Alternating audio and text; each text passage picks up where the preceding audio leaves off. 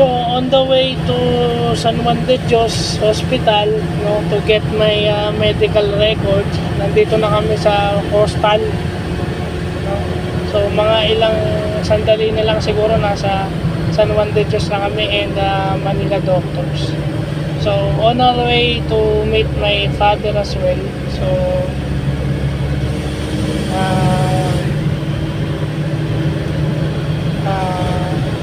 well, it's a good thing, no, kahit bumabagyo, hindi pa naman tayo masyadong, sana nga lumihis eh. Huwag na sanang pumunta rito sa parte ng Cavite tsaka sa parte ng NCR para kawawa yung mga tao. Then I wish everyone to stay dry and safe ngayong araw na to.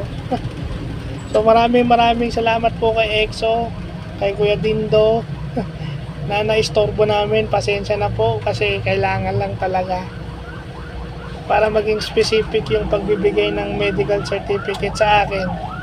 So sa mga barangay councilors ng Molino 2, maraming salamat po.